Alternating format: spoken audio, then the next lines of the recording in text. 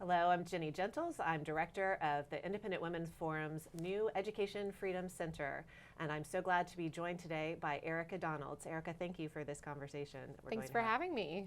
So Erika, you are a finance executive, you're a mom of 3 boys, and you are an education entrepreneur. You have launched a network of new charter schools, and you have launched a school choice movement, school choice advocacy arm in Florida. And I'm so glad that you're here to talk with us today. And I'm so thankful that you have agreed to serve on the advisory board of the Education Freedom Center. As we have communicated, IWF is a longtime strong supporter of school choice, and we believe that parents deserve more education flexibility and opportunity, and we're here to advocate on behalf of parents. So thank you for joining me in that adventure. Well, I'm really excited about this new project and additional voices in the movement here, bringing in more moms, more dads, more families to advocate for what we know is the answer to a lot of our education woes, which is giving education freedom to all of those families to make choices that are best for their kids. So thanks for all you're doing. Well, absolutely. And that's what we want parents to know, right? Like, schools were closed for over a year in many places. Masks were on children despite parents pleading for freedom from mask mandates. And children suffered due to disastrous remote learning. We see study after study, and they're heartbreaking to read about the academic and emotional impacts of what happened during the COVID era. So parents' eyes are now open, aren't they, that these schools were not looking out for the best interest of their children. Yeah, unfortunately, as you mentioned, I do run a few charter schools in Florida, and a growing number now. And what we saw when we were starting back from the pandemic and seeing children come from other education environments, some who had been home for a long time, not really getting the education experience that they deserved. These children are very far behind when it comes to reading and math, especially our younger students. Mm-hmm. They're out of the routine of learning because they were only getting limited content every day, if any. And parents are not trained educators to make sure that their students are progressing appropriately. In schools and districts, we're not making sure that happened. So we're dealing with students who are very far behind at a young age. A lot of that really cannot be made up because it's such a crucial time for these young readers. Now there's a lot of work to be done, and what we have to have is accountability for these schools and these districts. Our school's doing everything we can to get these students caught up academically and to provide them the emotional support that they need in getting back their confidence for learning and their confidence for school. And how do you do that? Not by social emotional learning, okay, but by teaching them, by helping them to learn how to learn. That builds their confidence, and that helps them to do better in school. That's what we're doing in our schools. How do we make sure that the schools and districts do it? We have to bring back accountability in a big way. Florida has done that by already starting testing and reporting and transparency. And I encourage every state and every parent to demand that their state also bring back that accountability if we're going to see where our students truly are in order to measure where they're going. Well, I think unfortunately there has been a trend pre-COVID and now certainly in COVID to take away accountability as we knew it before. Of course, students should be tested and parents should understand what kind of progress the child has made that year, and teachers and principals should take a look and assess what kind of impact their approach to education is having. But the other side,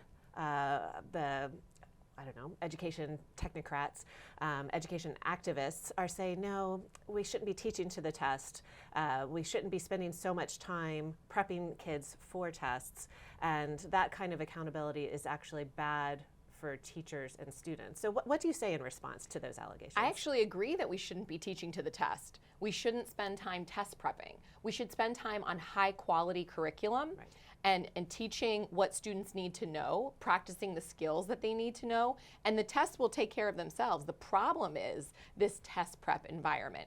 It's not the test that's the problem. It's the focus on the test that's the problem. If we focus on a high quality curriculum like the classical model that we use in our schools, we give no thought to the test. We focus on making sure that we're teaching the curriculum well and that our students are learning what they're supposed to be taught in each of those grade levels. And we know that the test is going to show how well we taught the curriculum, not how well we taught to the test.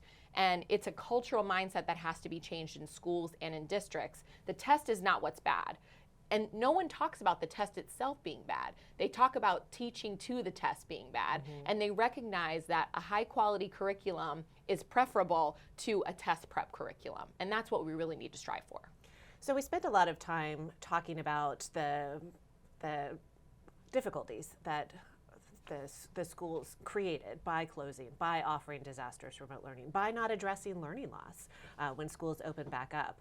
And sometimes that can be a bit depressing. But one reason I really wanted to have this conversation with you today is because I feel that you offer hope with what you're doing, not just by launching a network of charter schools, and we can talk a little bit about what charter schools offer, but offering this classical model to students. So tell us about what a classical approach to education is, and tell us a little bit about how it can be offered, not just through charters, but also through a homeschool curriculum, also through private schools.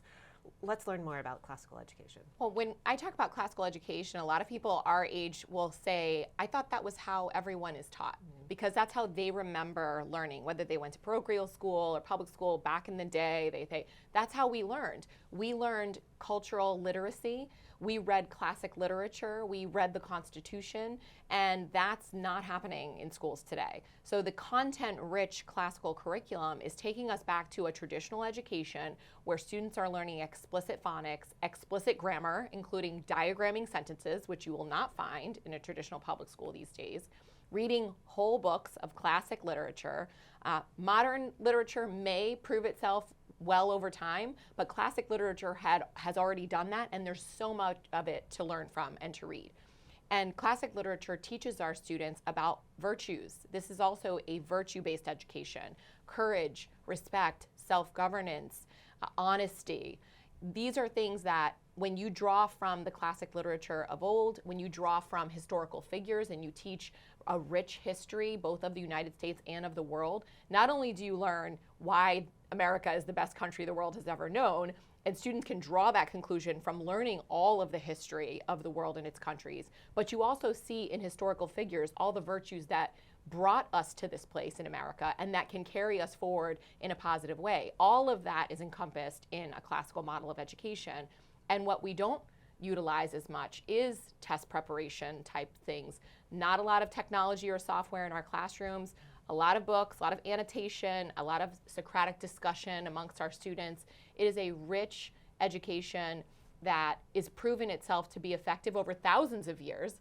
It's not a modern fad. It's something that we know works, and it's a back to basics education. And our parents, when they hear about it, they want it, they love it. You mentioned the schools that I've been starting. Just to give an example of the type of demand that we're seeing, the school we opened this year in Naples, where I live, had about 1,000 spots available in its first year, and we had over 3,000 applications.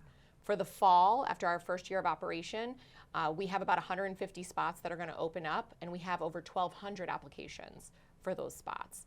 So the demand is there. I get calls every single day for people wanting these schools in their communities. And that's another reason why we started a classical virtual school that'll be available across the country, because to your point, these homeschool families, people are open to homeschooling now because they saw the curriculum that was there or not there during the pandemic, and they want to take education into their own hands. And this is a way through school choice that we can offer for them to do that. Thank you for launching this network of charter schools, and it is encouraging that there is such demand. It's also a little dismaying that those children might not have classical options. But what we'd like to do at the Education Freedom Center is shine the light on the need for expanded school choice and shine the light on the options that exist and encourage other education entrepreneurs or budding entrepreneurs to think about launching similar models. So you're part of a broader classical schools movement. Do you feel like there's supports out there if there are parents or teachers who want to do something similar to what you've done? There are. There are a lot of us who are open and available to help people get started. As you might know, I'm affiliated with the Hillsdale College Barney Charter School Initiative. All of our schools work with Hillsdale College in their classical curriculum. That curriculum is available to anyone who can apply to just use the curriculum, but they can also apply to be part of the network where you get a lot of support in starting the school, in training your teachers, things like that. But also there are numerous in social media groups out there, whether it's homeschool groups, pods now in micro schools, people who are doing that work, and a network of us who are just wanting to help each other so that we can make classical education available to every family that wants it. So there is so much support in this community of education activists, education entrepreneurs, and just parents who recognize the need and are wanting to do something about it. So I think if you're looking for the help, you can definitely find it. I have people reach out to me all the time, and I'm always open to help them either get connected with the right people or help them myself to get a school started.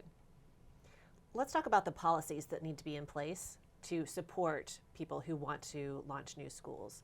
So we are longtime school choice advocates. You live in Florida, which thankfully has close to 700 charter schools. I currently live in Virginia, which has close to 7 charter schools, and they aren't even truly independent charter schools like you have in other states. You live in Florida, where there are numerous private school choice programs, including one that your husband initiated for students who have been bullied, and programs that support students with special needs so that they can go to a private school that can provide the services and support that they need, and student and private scholarship program that supports students with lower income whose families would not be able to otherwise afford private school tuition. So those of us who live outside Florida are always a little envious of all that you have going in the state. What would you say to people who want to expand school choice? Where should they start? Should they start with private school choice? Should they start with charter schools? Should it be all of the above? Well, it really does depend on the political environment. Unfortunately, our education freedom is in the hands of the politicians, and their priorities are not parents' priorities. No matter what party they come from, they have a lot of competing interests, and if they want to get something done, they need to consider what other people want. It's unfortunate that we can't just wave a magic wand and everyone gets the freedom that they deserve. And we are fortunate in Florida that we have a lot of school choice programs, but I wouldn't say that we have education freedom. Because there's too many families, many of which I call gap families, who don't have an option outside of their zone public school. And they're the ones who can drive an education marketplace. And that's what we don't have. And gap families are those who make too much money to qualify for these scholarships, but they don't make enough money to afford private school. And their schools are good or good enough. And so no one thinks that they need school choice, but they're trapped, and those schools may not be working for their students, and the schools have no incentive to improve or be excellent because these families aren't going anywhere and the schools are good enough. And so that's a demographic that I also try to address in addition to those who really desperately need high quality options. If we want an education marketplace, a free marketplace that's going to improve the education for every child, every parent has to be able to make that choice. They have to be able to walk with their feet. What we're seeing in Florida is there's a marketplace somewhat in perhaps low-income communities because those families have multiple options. And so those options tend to be better because they have the ability to choose. So you have a somewhat of a sub-market in those communities, but you don't have a marketplace across the state in diverse communities, in middle income, in upper income. If you go into a community, how many elite private schools are there? There's usually one, right? So there are not a lot of choices across the spectrum. To me, the only way to make that happen for every single family and child is to create that competition among all families, all students, and that's what's going to give us a diversity of education options that gives rise to freedom. And that's the only way to do it. I wouldn't go small if I can. I would go big. I would go full, universal, private school choice. They can choose charter schools, they can choose public schools, but they can choose private schools, and that's going to give us a marketplace that's going to improve our entire education system. Well, fortunately, we've seen an expansion of education savings accounts, which can do exactly what you're talking about. Absolutely. Create a widespread, universal education marketplace and truly empower parents to put together the best combination of educational options and services Yes. For their children, particularly when we're talking about kids with special needs, which is a population that we really need to be talking about because there are groups of students who were hit particularly hard by school closures. And for those of us who've worked in education for a long time, we saw it coming. We said, don't close the schools. We said that these kids are not accessing remote learning. and it wasn't being provided very well in the first place. And we have a responsibility to these groups of students, to students with special needs, to families who maybe did not have the support at home that other kids might have had. And I hope that legislators will listen to parents and will look at the numbers and look at the learning loss in these vulnerable populations and do something about it. Because I think that I know that we know that the school districts on their own aren't going to say, gosh, we really messed up. We need to really reform ourselves and turn things around. No, the pressures need to come from outside by creating a marketplace, by parents and legislators asking tough questions. One big thing that we discovered throughout COVID was that parents are not the voice of power when we're talking about school districts. Teachers' unions and school district bureaucrats and teachers' union supported school board members called the shots. Mm-hmm. Parents did not. So we saw parents rise up and start speaking up at school board meetings. I wonder though, how do we inform those parents and let them know that speaking up at school board meetings is important? It was a way to signal to each other that we need to be courageous, we need to speak up, we need to call it for what it is. This is not working, you're not serving kids. But how do we convince those parents to take that next step and take all that frustration and channel it into advocating for education marketplace? And how do we turn them into school choice advocates? That's such an important question, because they found out what I found out back in 2013 before I ran for school board, that you can show up at a school board meeting with 100 parents all saying the same thing, and they're gonna just look at you like, that's nice, and they're gonna make whatever decision they want. They're not accountable to parents. And you're absolutely right. The place to make these changes is in the state legislature. And it's going to take a lot of messaging on our part, those of us who know what the answer is, of funding on our part to get that message out to these parents of what we actually need to be advocating for and who we have to advocate it to.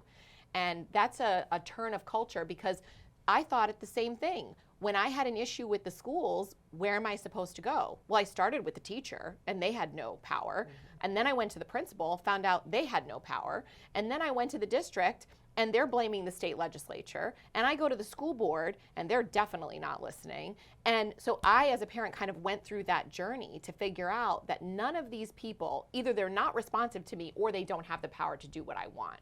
So we have to go embark on an education mission to get these parents up to speed on where these decisions are made and what can actually be done to make a difference. And I've started to do that in my community with a lot of parents who are looking for answers, and we need other education advocates to do the same thing. Well, we'll be doing that at the Education Freedom Center, and thank you again for serving on our advisory board. I think your experience in Florida as a parent, as an education entrepreneur, and we haven't yet mentioned as a school board member. You ran for school board. That's going to be incredibly valuable as we embark on this journey at the Independent Women's Forum. We also have Corey DeAngelis from the American Federation for Children on the advisory board, and he can help inform parents about the benefits of school choice. He knows the research, he's created a lot of the research, and he's definitely a force to be reckoned with on Twitter. So we have a great advisory board and a great path forward, I think, for informing and empowering parents. We also want to amplify their voices. Mm-hmm. The Independent Women's Forum has collected hundreds of stories from parents saying pandemic learning was dreadful. From parents saying, I want more options, I desperately need more options. And so we'll be amplifying those parents' voices, sharing their stories, and then training education freedom ambassadors to go to the legislature, to go to the media, to speak up, to write and talk about the need for school choice. Like, it's time to take the next step. Absolutely, and I'm so grateful for the amazing advisory board that you put together, the list of names of people who have already made such a difference in our movement.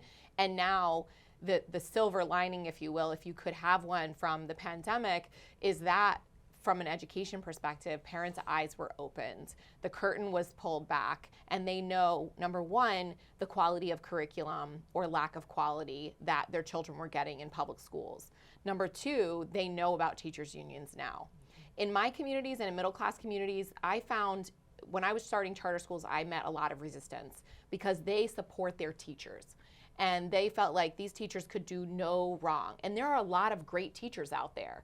But when I would talk about the teachers' unions, they just didn't understand what I was talking about, that the teachers' unions were such an issue.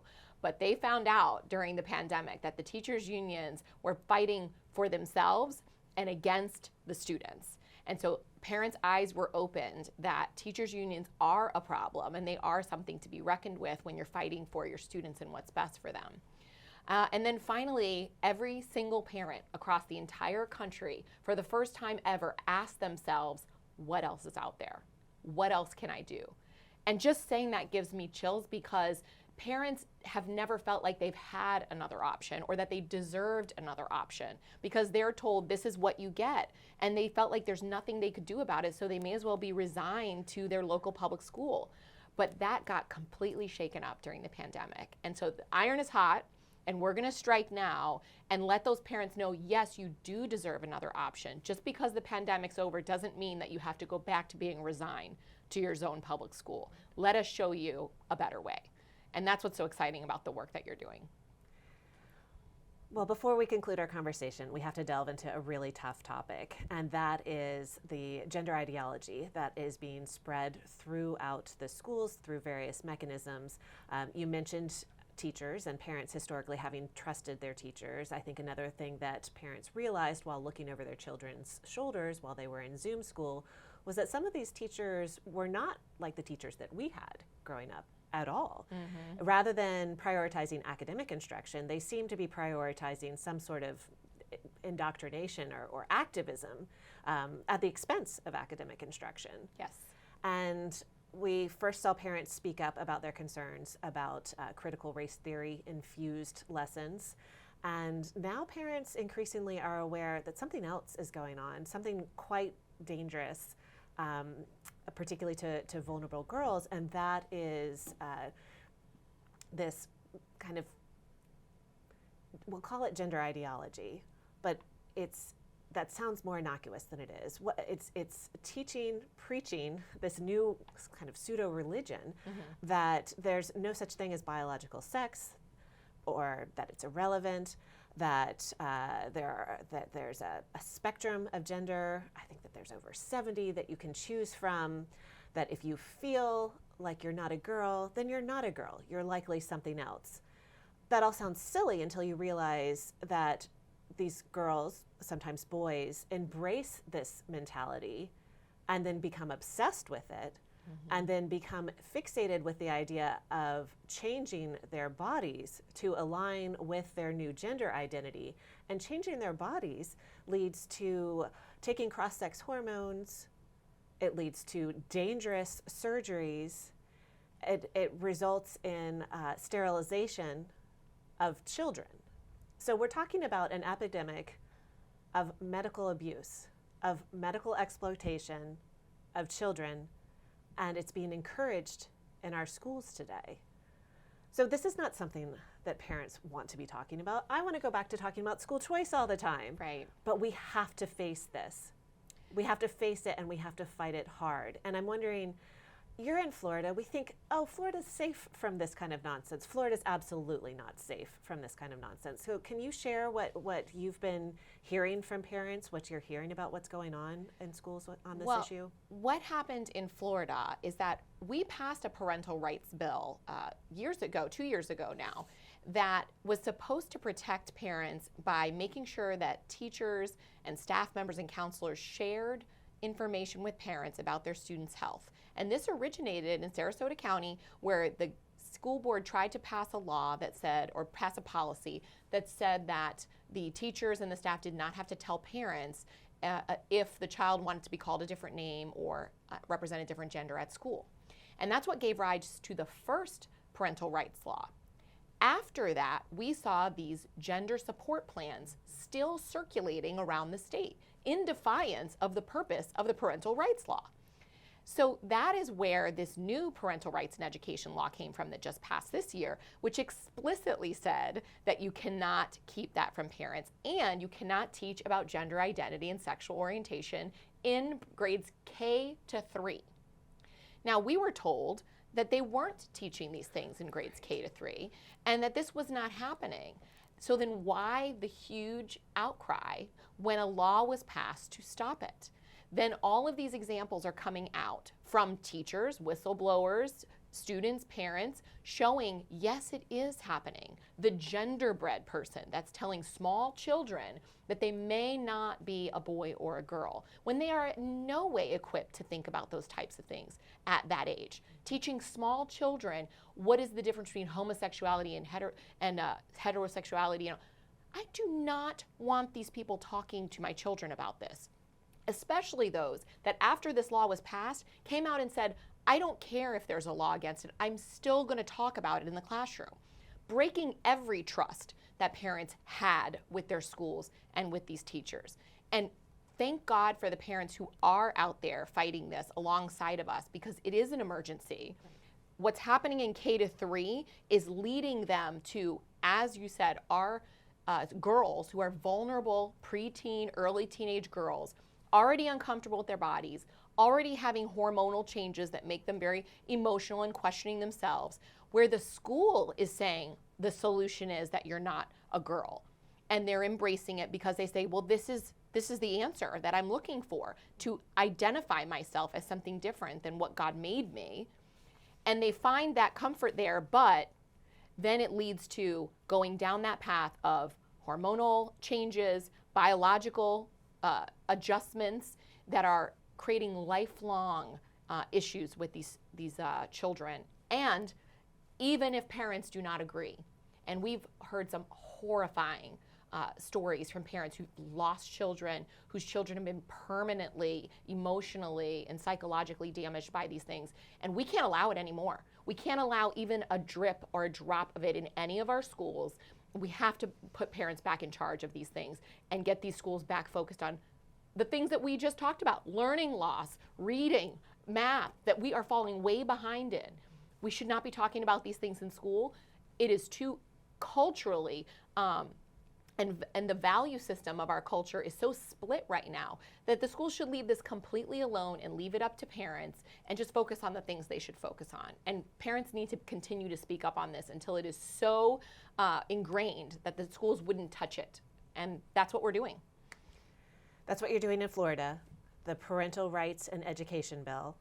It's been called other things in the media. We won't address that. It's just foolishness. The bill does include a provision that says no classroom instruction for grades kindergarten to 3 on sexual orientation and gender identity.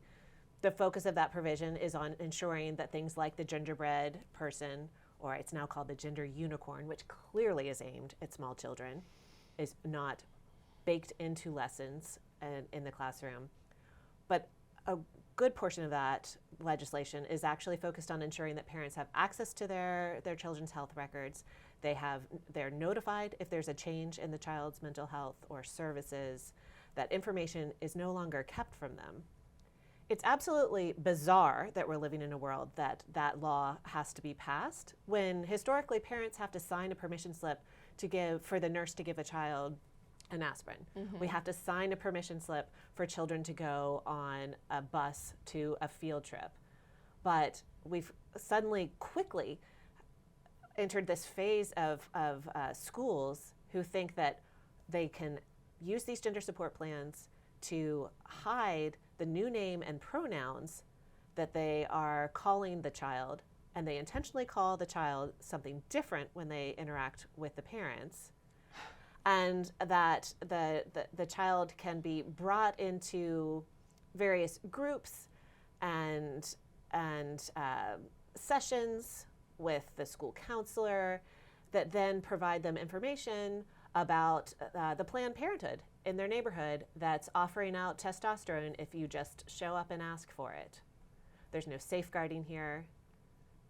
The children are completely at risk of a system that is not thinking long term about what's going to happen to these children and does not care or even know the children. Mm-hmm. So cutting off the information from the parents, putting these children down this path when you're the, 7th grade teacher who has them for one semester and will never see them again in their lives, mm-hmm. is absolutely ridiculous.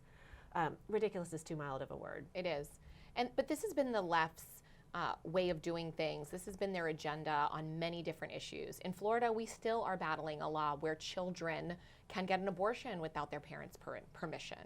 And that it started with that, right? And then sexual teaching in schools start in high school. They're old enough to know about it. Well, now, middle school, now we need to do it in middle school. And then, fourth and fifth graders really need to be prepared for this before they enter puberty.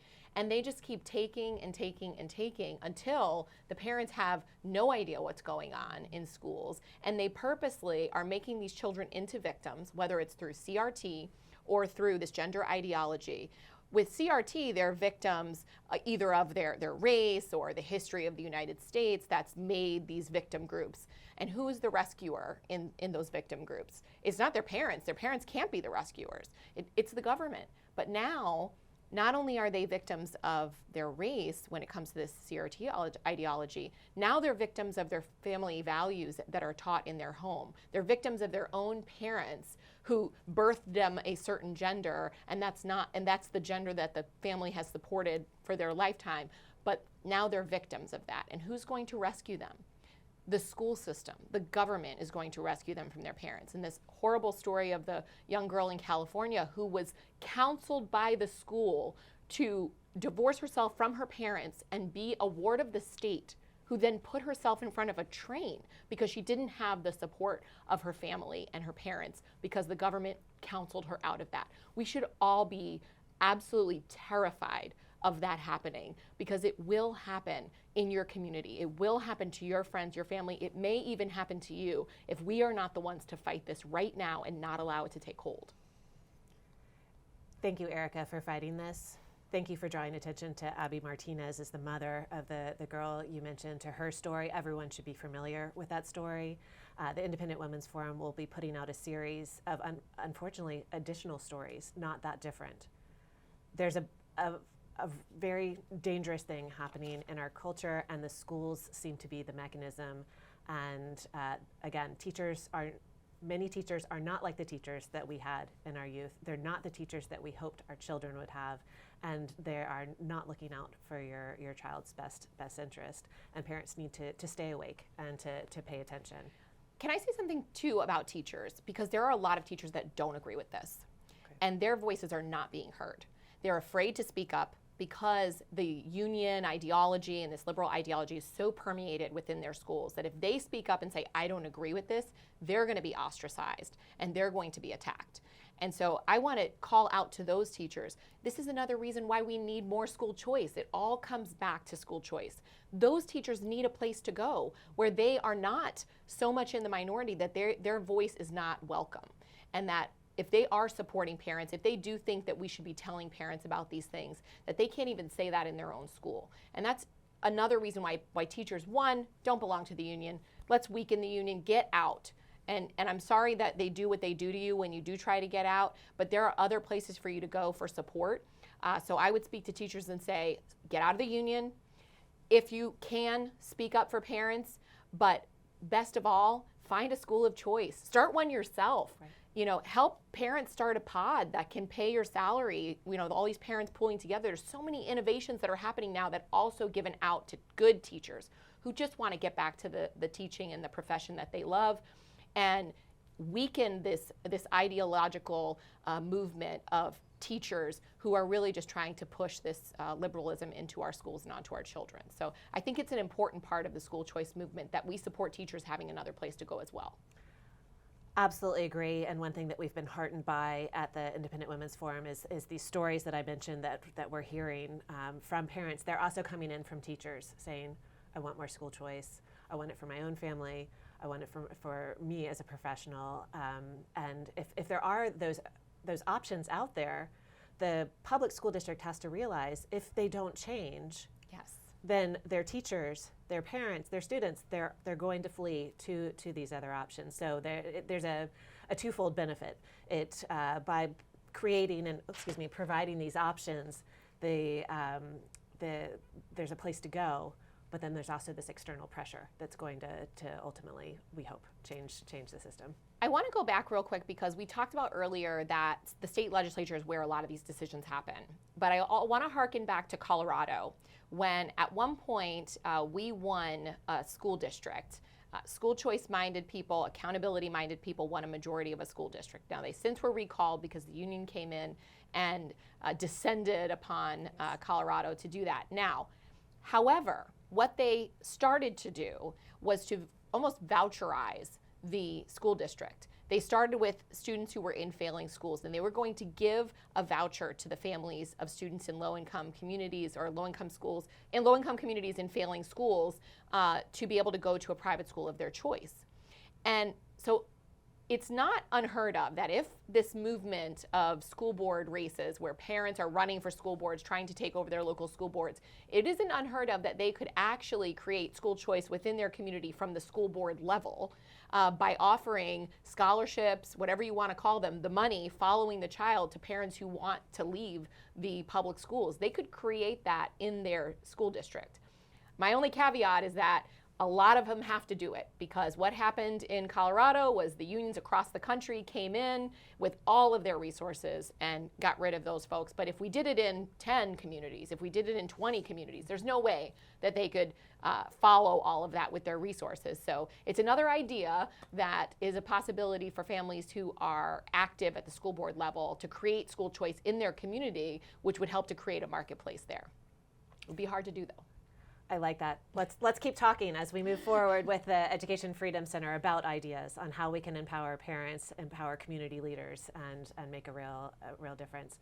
Thank you, Erika, for talking with me today. Thank you for serving on the advisory board of IWF's Education Freedom Center.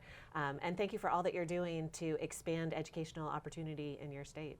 Thank you for having me. This was a great conversation.